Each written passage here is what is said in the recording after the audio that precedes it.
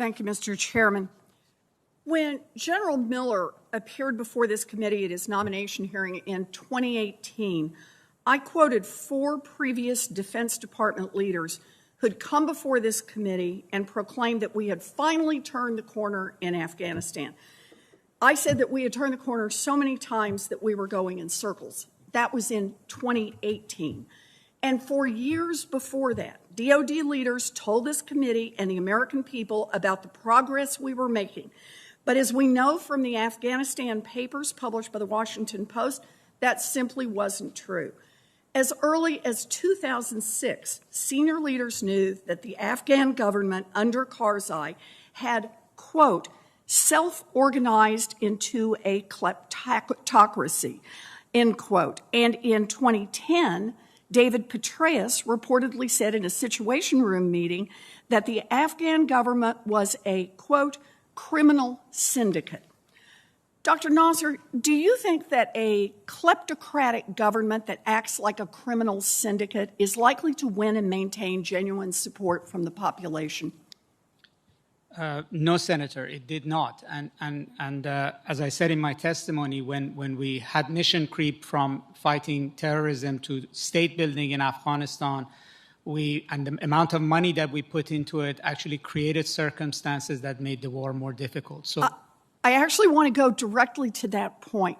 We knew that the Afghan government was weak. We knew that there was little effective oversight. And even so, over the years, the United States poured hundreds of billions of dollars into Afghanistan. So let me ask you, Dr. Nasser, by flooding the country with cash like we did, were we fueling corruption in the country?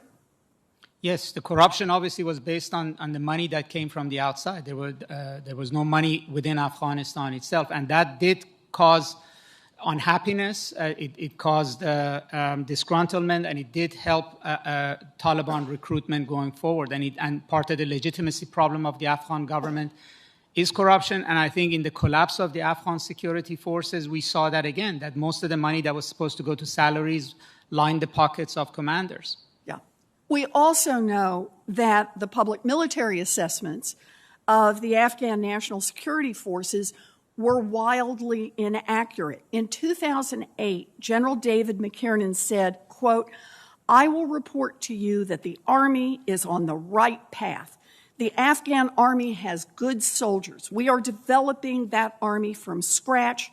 It is well trained. It is well led, end quote. Then in 2010, General Mattis said, quote, this is the worst nightmare for the Taliban, that the Afghan army is increasingly effective, partnered with our forces and moving against an enemy that they know better than anyone, end quote. And there are a whole lot more statements like that I could read. I won't continue to quote them. Despite a decade plus of rosy public statements like that and throwing truckloads of money and the finest American equipment at them, when we said we were leaving, the Afghan army collapsed almost instantly.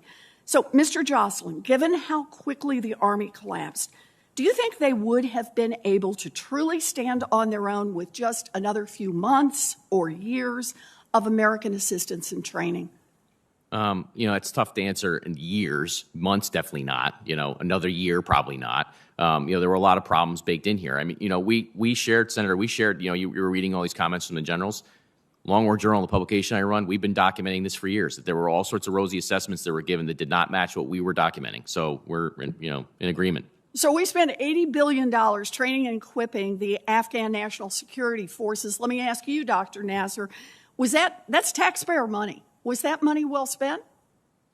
With benefit of hindsight, no. No. So I agree. That money could have done so much more good at home. And instead, we foolishly tried to build an army without stable state institutions under it. This Afghan experience should humble everyone in this room. It should cause us all to reflect on how badly our country and our leaders got it wrong over the course of 2 decades. The rosy predictions we heard for years failed time after time, and there was no accountability for it. I hope that each of us will start exercising a great deal more skepticism the next time that we are asked to support putting our service members in harm's way and to engage in major military operations abroad. Thank you. Thank you.